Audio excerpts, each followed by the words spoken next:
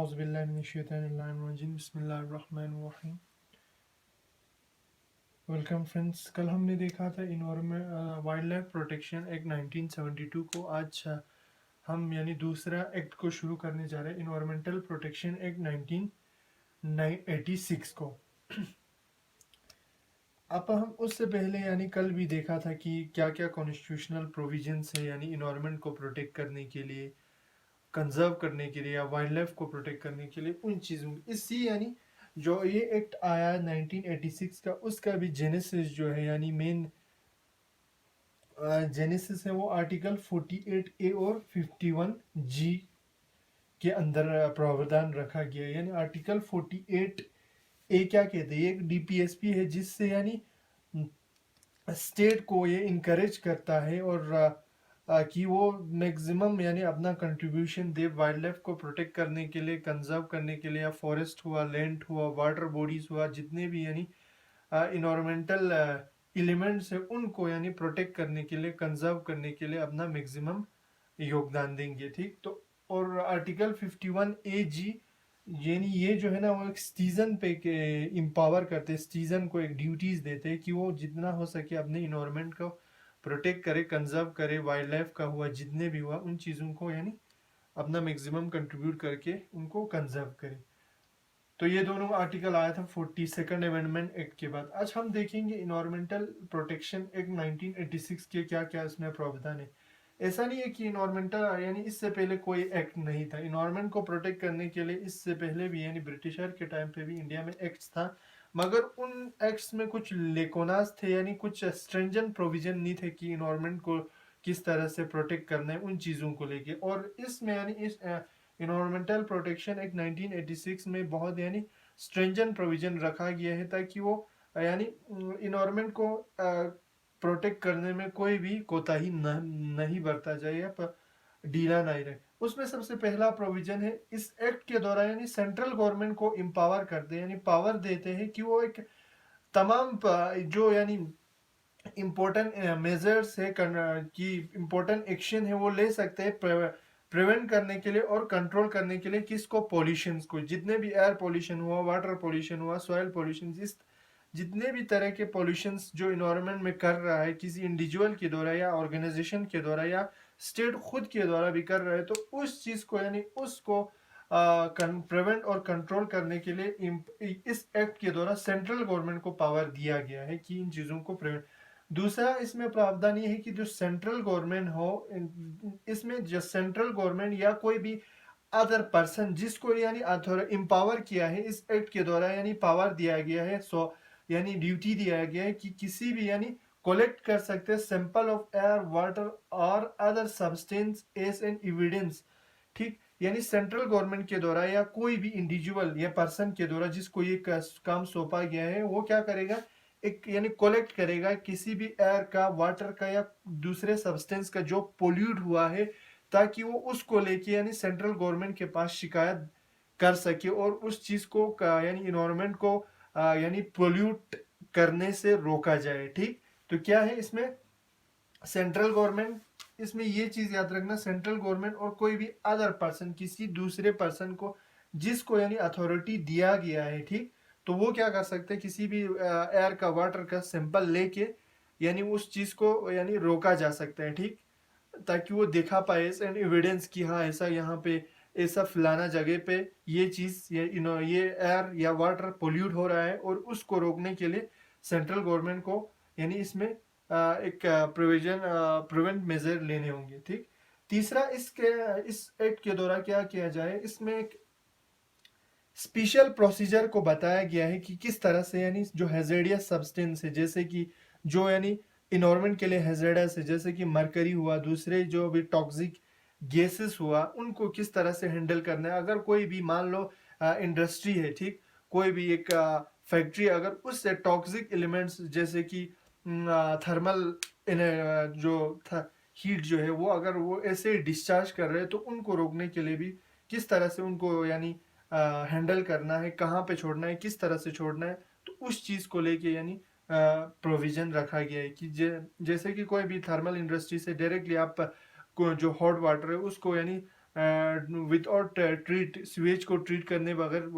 Water में नहीं छोड़ा जा सकता, ठीक उस तरह से यानी प्रोसीजर बताए गए। चौथा, इस एक्ट के अंदर the act has relax the rule of locus स्टैंडाई, यानी जो पहले एक्ट होते थे वो क्या किस तरह का होते थे, यानी रूल ऑफ लोकस स्टैंडाई हमें समझना होगा। उससे पहले रूल ऑफ लोकस स्टैंडाई का मतलब है सिंपल, ये एक पॉलिटिकल वोट है जिसमें अगर आपका फंडामेंटल राइट्स, अगर आपका कोई भी राइट्स कुछ यानी वायलेट कर रहा है तो आपको जाके यानी कोर्ट में जाना होगा, आपको खुद को वहां पे जाके उस चीज को अपना यानी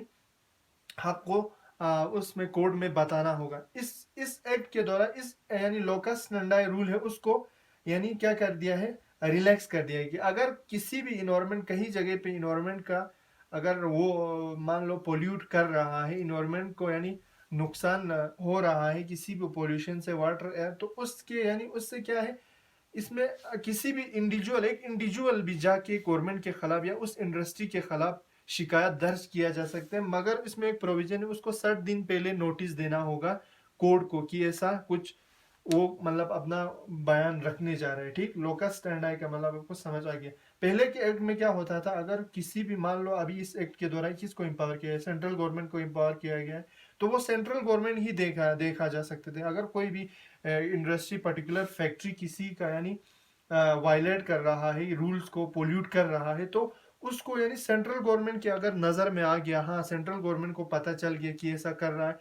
तब जाके उस पर एक्शन लिया जा सकता था। अब इस एक्ट में एक इंपॉर्टेंट प्रोविजन है कि रूल ऑफ लोकस स्टैंडाई को यानी अब रिलैक्स किया गया है। इसका मतलब यह है कि कोई भी इंडिविजुअल जाके उस फैक्ट्री के खिलाफ या स्टेट के खिलाफ या किसी के खिलाफ भी इसके यानी अगर वो वायलेट कर रहा है, पोल्यूट कर रहा है, तो उसके खिलाफ कोर्ट में जा सकता है, मगर 60 दिन का पहले उसे नोटिस देना होगा, ठीक। अब पांचवा प्रोविजन क्या है, the act also empower and authorize the central government to issue direction for operation or process prohibit closure or regulation of any industry. इस एक्ट के द्वारा सेंट्रल गवर्नमेंट को यह पावर दिया गया, मान लो कोई भी कोल फैक्ट्री है, ठीक, या लेदर इंडस्ट्री, अगर वो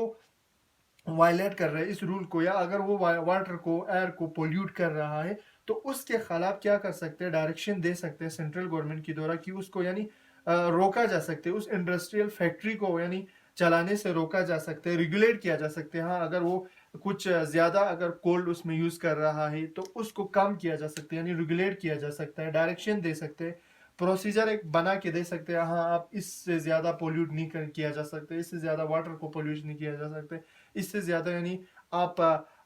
फॉसिल फ्यूल यूज नहीं किया जा सकता, उस तरह का रेगुलेशन दे सकता है इसके अंदर। और एक प्रोविजन ये भी रखा है कि सेंट्रल गवर्नमेंट के द्वारा इस अगर वो फैक्ट्री वायलेट कर रहे हैं तो उसको बिजली, इलेक्ट्रिसिटी और वाटर सप्लाई को रोका जा सकता है, ठीक।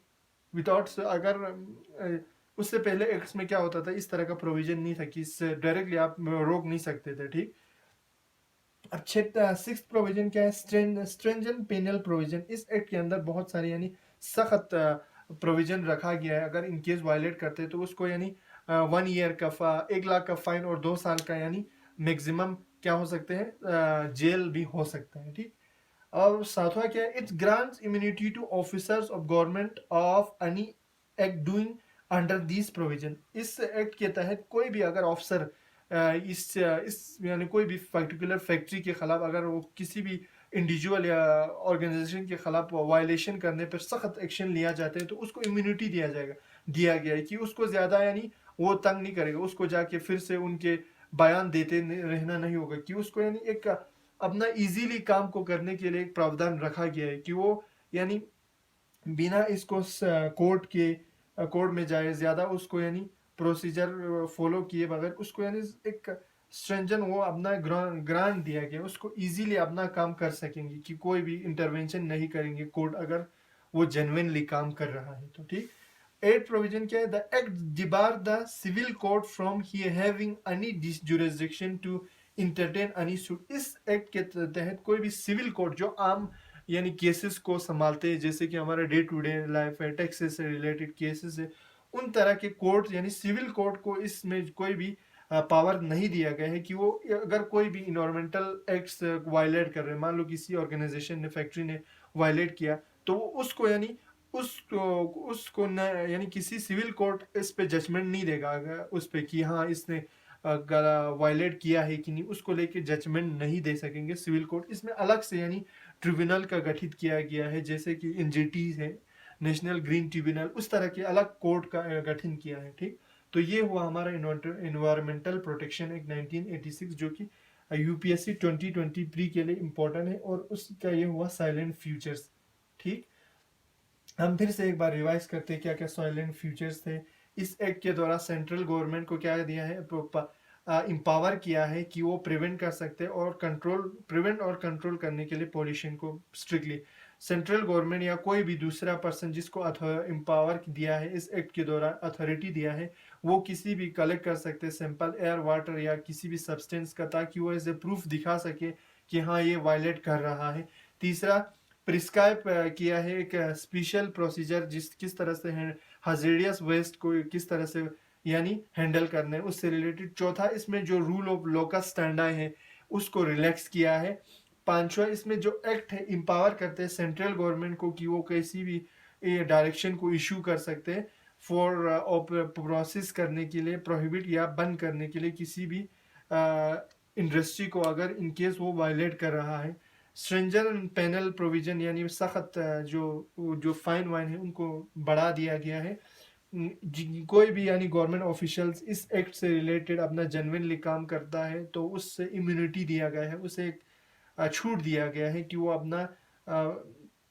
फंक्शन को स्मूथली कर पाए। और एक्ट के द्वारा सिविल कोर्ट को यानी किसी भी इस यानी इन्वायरमेंट से रिलेटेड केस को सुनने से उनको इनकार कर दिया गया। तो आज के लिए यहाँ, कल हम लाएंगे environment biodiversity act 2002। Thank you.